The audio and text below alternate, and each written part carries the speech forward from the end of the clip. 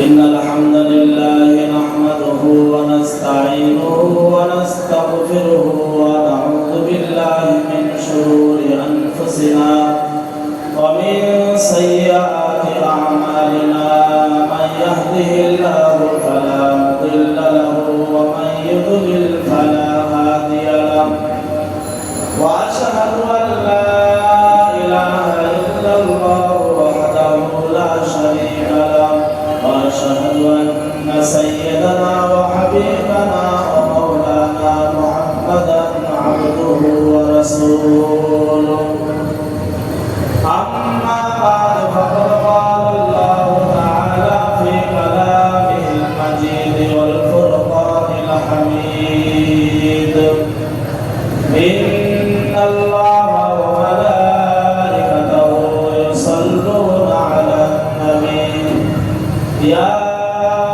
أيها الذين آمنوا صلوا عليه وسلموا تسليما اللهم صل على سيدنا مولانا محمد وعلى آل سيدنا مولانا محمد اللهم صل على سيدنا مولانا محمد وعلى آل سيدنا مولانا محمد فالمشهور لا إله إلا الله لا إله إلا الله لا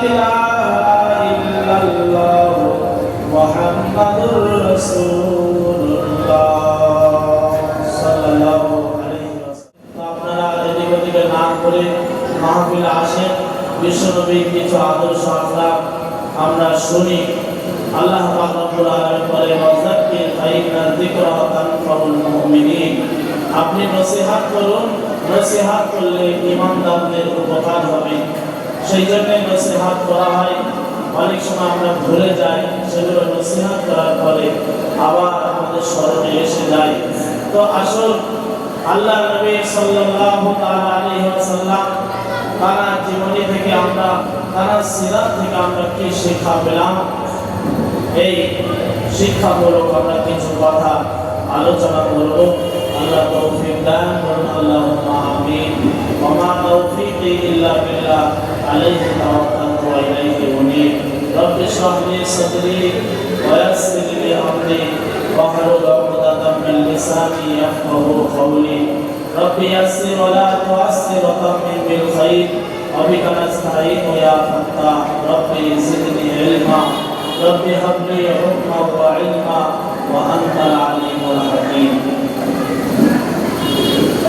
আল্লাহ নবী সাল্লাল্লাহু আলাইহি ওয়াসাল্লাম জীবনী এই রবিউল আউয়াল মাসে আমাদের বেশি বেশি করে পড়া দরকার আমরা জিজ্ঞাসা করি যে নবীজি সাল্লাল্লাহু আলাইহি সাল্লাম কত বছর মক্কায় ছিলেন জিজ্ঞাসা করার পরে অনেক মুসলমান অনেক দিন ধরে আমরা নামাজ পড়ি কিন্তু বলছে হুজুর আমি জানি না যে নবীজি কত বছর বয়সে নবুয়ত প্রাপ্তি হন কিন্তু আমরা বলতে পারছি না অথচ আবেদ মানুষ অনেক বুজুর্গ মানুষ নামাজি মানুষ কিন্তু ইতিহাস সম্পর্কে কোনো ধারণায় আমাদের যদি না থাকে নবীজির ভালোবাসা আমাদের কিভাবে আসবে শুধু মুখে মুখে ভালোবাসতে হবে না আমরা কেন ভালোবাসি তারা কেমন আদর্শ তিনি ছিলেন জ্বলন্ত কোরআন কানা খুলুকুল কোরআন মা আয়েশা সিদ্দিকা রাদিয়াল্লাহু আনহা বলেন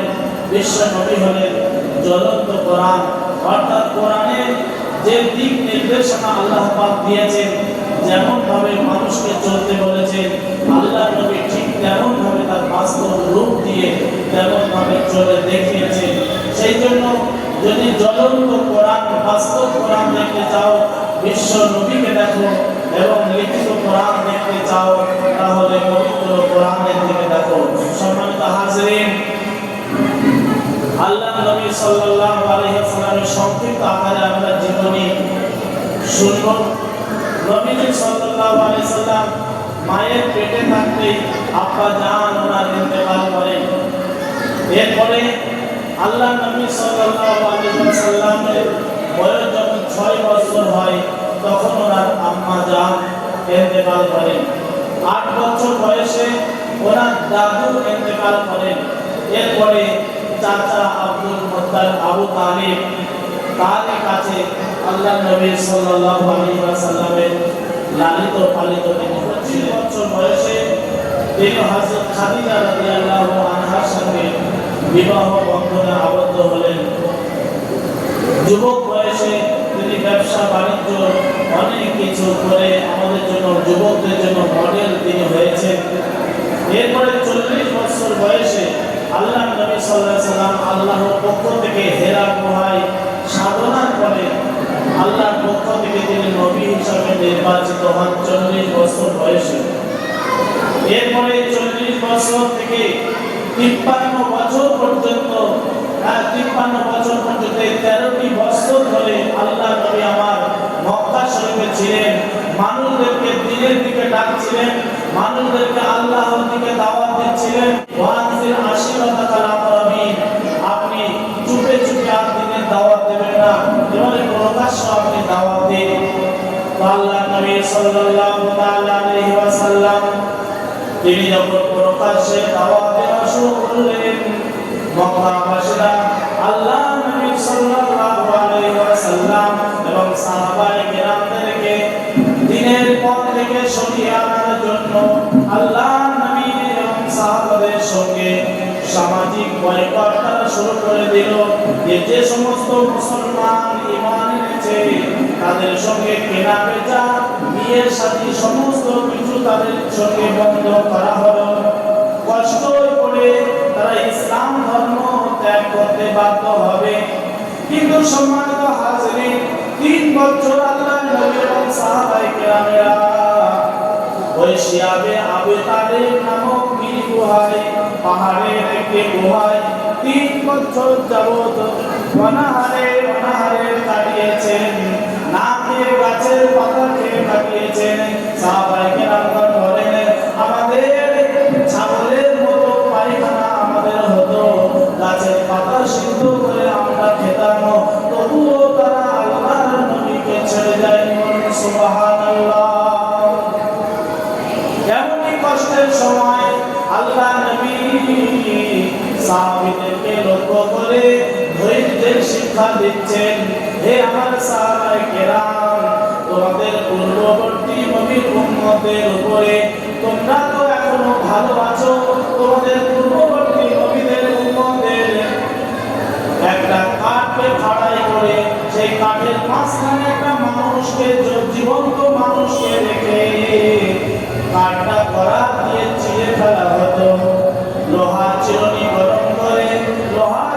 গরম করে শরীরে আঁচড়ানো হতো, তবুও তারা আল্লাহর দ্বীন থেকে ফিরে আসতো না। আল্লাহ নবী ধৈর্য শিক্ষা দিচ্ছেন এমন সব সাহাবায়ে কেরামকে। তো 13 বছর এমন নির্যাতন দিলেন। শেষ হয়ে যখন তারা সিদ্ধান্ত করে নিল যে এমন করে আর সম্ভব নয়, মুহাম্মদকে একেবারে হত্যাই করে ফেলতে হবে, বিশ্ব নবীকে একেবারে যখন মারার সিদ্ধান্ত তারা নিয়ে ফেলল, তখন আল্লাহর পক্ষ থেকে বিশ্ব নবীকে জানিয়ে দেওয়া হলো যে আপনি মদিনা শরীফে হিজরত করে চলে যান, এই মক্কায় আপনার আর থাকা যাবে না, কেননা ওরা মারার প্ল্যান তৈরি করে ফেলেছে। আল্লাহ নবী সাল্লাল্লাহু আলাইহি ওয়াসাল্লাম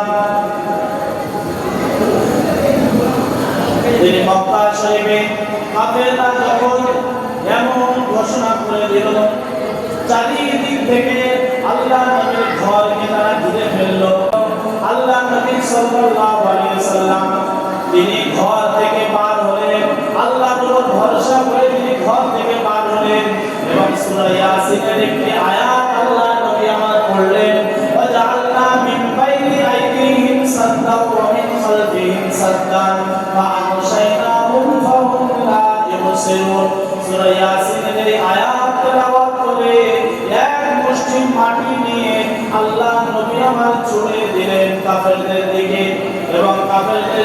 মুখে মাথায় আল্লাহ পাক পৌঁছে দিলেন। তারা চোখ ডলতে ডলতে লাগলো, তারা মাথা চুলকাতে লাগলো।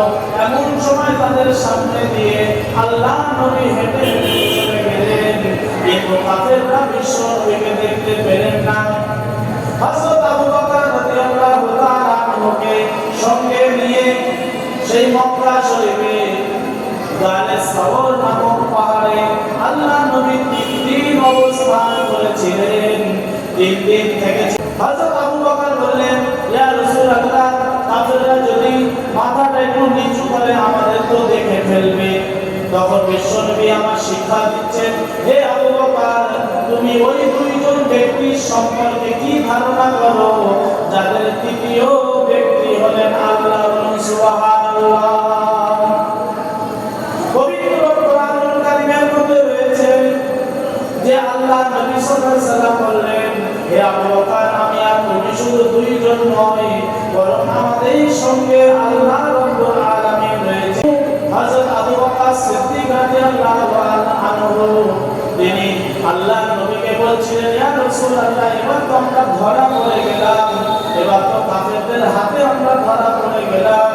তখন আল্লাহ নবী আমাদের শিক্ষা দিয়েছিলেন, হে আবু বকর, কখনো চিন্তা করো না, লা তাহজান, চিন্তা করো না, ইন্নাল্লাহা মা'ানা, আল্লাহ পাক আমাদের সঙ্গে রয়েছে। বলুন সুবহানাল্লাহ।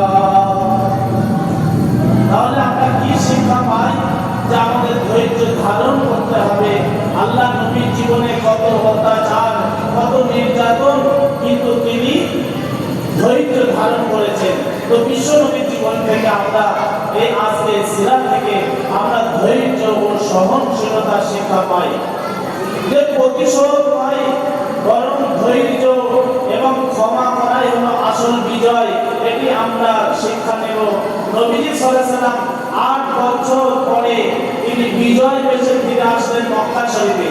ওই মক্কা থেকে বার হয়ে গেলেন এবং 8 বছরের মাথায় আল্লাহ নবী আমার বিজয়, আল্লাহ নবী সাল্লাল্লাহু আলাইহি ওয়াসাল্লাম বিজয় বেশে 8 বছরের মাথায় তিনি মদিনা শরীফ, মক্কা শরীফে আবার ফিরে আসলেন। আল্লাহ নবী আমার কাবা শরীফের সামনে দাঁড়িয়ে যখন কাফেরদের দিক ফিরে তাকালেন, কাফেররা ভয়ে আতঙ্কিত হয়ে গেল। কেননা একদিন আমরাই মুহাম্মদকে ঘর ছাড়া করেছি, এই মুসলমানদেরকে একদিন আমরা তাদের ঘর বাড়ি ছাড়তে বাধ্য করেছি। আজকে সেই মুসলমানরা জয়ী হয়েছে, আজকে কাফেররা ভয়ে মাথা নিচু করে রয়েছে। আল্লাহ নবী সাল্লাল্লাহু আলাইহি ওয়াসাল্লাম কাফেরদের দিকে লক্ষ্য করে ভাষণ দিলেন যে, মা তাজুন্নুনা আন্নী ফাইলুম বিকুম, ইয়া মাশারা কুরাইশ, হে কুরাইশ সম্প্রদায়, তোমাদের কি ধারণা রয়েছে যে আমি মুহাম্মদ তোমাদের সঙ্গে কেমন ব্যবহার করব। নবীজি সাল্লাল্লাহু আলাইহি ওয়াসাল্লাম তিনি জয়লাভ করে মক্কায় 8 বছরের মাথায় ফিরে আসলেন এবং কাফেররা ভয়তে মাথা নিচু করল। কেন? যে আমরাই মুহাম্মদকে তাড়িয়েছিলাম 8 বছর আগে। এই মুসলমানদেরকে আমরা কোন নির্যাতন দেয়নি। হযরত বেলাল আজকে আছে, যে বেলালের বুকের উপরে পাথর চাপানো হয়েছিল, যে বেলালকে গলায় দড়ি দিয়ে টানা হয়েছিল, সেই বেলাল আজকে তারা জয়লাভ করেছে। কাফেররা মাথা নিচু করে আছে। নবীজি সাল্লাল্লাহু আলাইহি ওয়াসাল্লাম ভাষণ দিচ্ছেন, ইয়া মাশারা কুরাইশ, হে কুরাইশ সম্প্রদায়, মা তাজুন্নুনা আন্নী ফাইলুম বিকুম, বলো আমার প্রতি তোমাদের কেমন ধারণা যে আমি আজ তোমাদের কেমন ব্যবহার তোমাদের সঙ্গে আমি।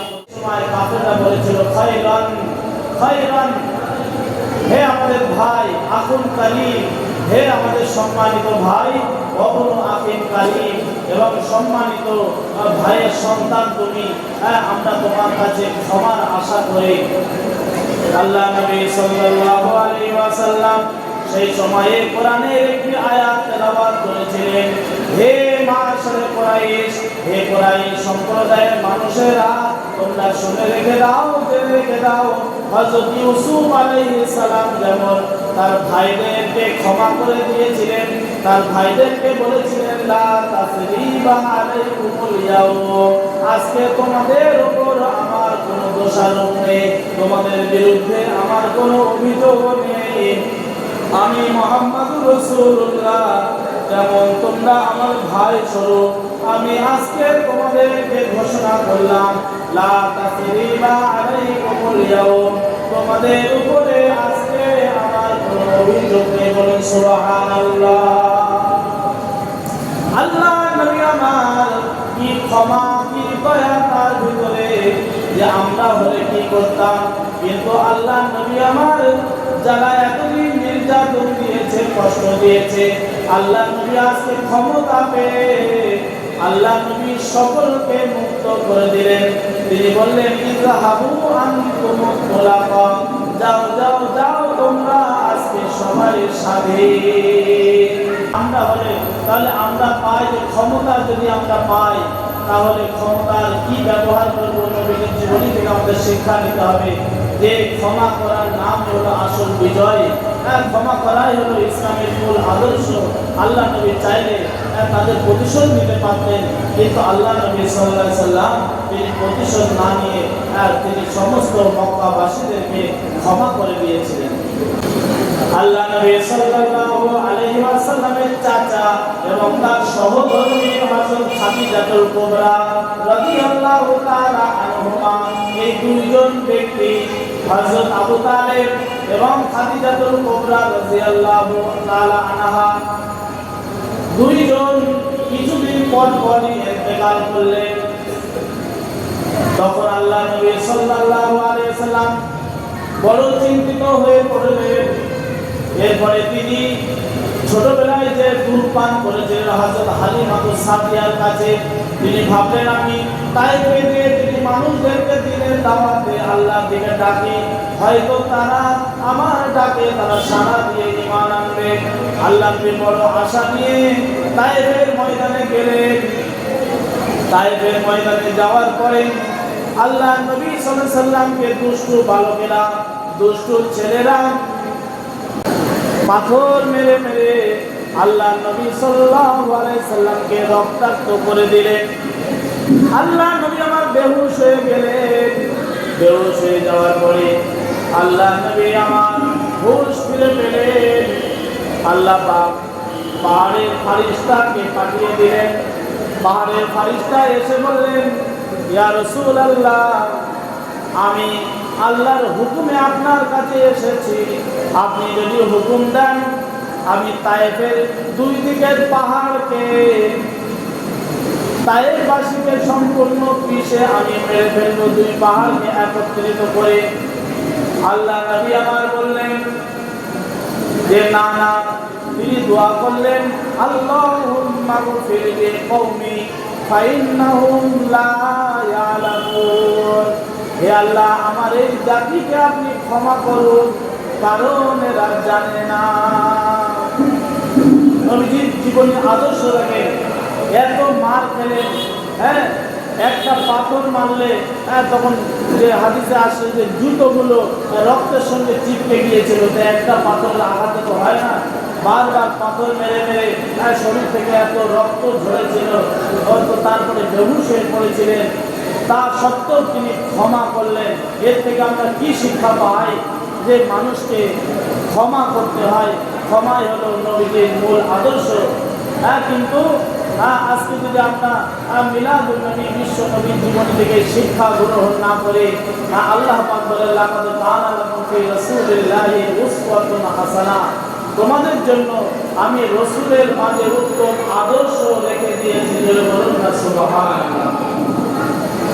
আল্লাহ পাক বলেন, ইন্নাকা লা আলা খুলুকিন আযীম, হে নবী নিশ্চয়ই আপনি, অবশ্যই আপনি মহান চরিত্রের অধিকারী। বলুন না সুবহানাল্লাহ।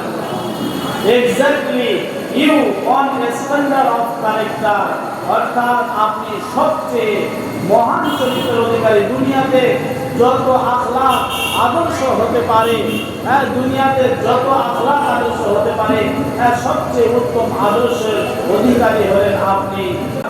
একটা হাদিস বলেই আমি বক্তব্য শেষ করছি। আল্লাহ নবী কতটা ন্যায় বিচার করতেন। কেন মা আয়েশা বলছেন যে নবীকে জ্বলন্ত কোরআন, কোরআন বলছে যে তুমি ন্যায় বিচার করো। তো নবীজি ন্যায় বিচার করেছেন। একটা মহিলা চুরি করেছিল মদিনা শরীফে, চুরি করার ফলে নবীজি তার হাত কাটতে বললেন। তো সাহাবারা সুপারিশ করলেন। তো নবীজি বললেন, দেখো তোমাদের পূর্ববর্তী জাতিরা ধ্বংস হয়েছে এই কারণে, তাদের সম্মানিত ব্যক্তিরা চুরি করলে ছেড়ে দিত এবং দুর্বল অসহায় মানুষরা চুরি করলে তাদের হাত কেটে দিত, এই কারণে তারা ধ্বংস হয়েছে। শুনে রেখে দাও, লাউ আন্না ফাতিমাতা বিনতা মুহাম্মাদিন সারাকাত লাকাতাতু ইয়াদাহা, আমার মেয়ে ফাতেমাও যদি চুরি করত সঙ্গে সঙ্গে আমি নবী তার হাত কেটে দিতাম। বলুন সুবহানাল্লাহ। এই হচ্ছে নবীজির আদর্শ আখলাক। তো বক্তা এসেছে, আমরা তার সম্মান বরণ করে নেব। দরুদ শরীফ আপনার পক্ষ আল্লাহুম্মা সাল্লি আলা সাইয়্যিদিনা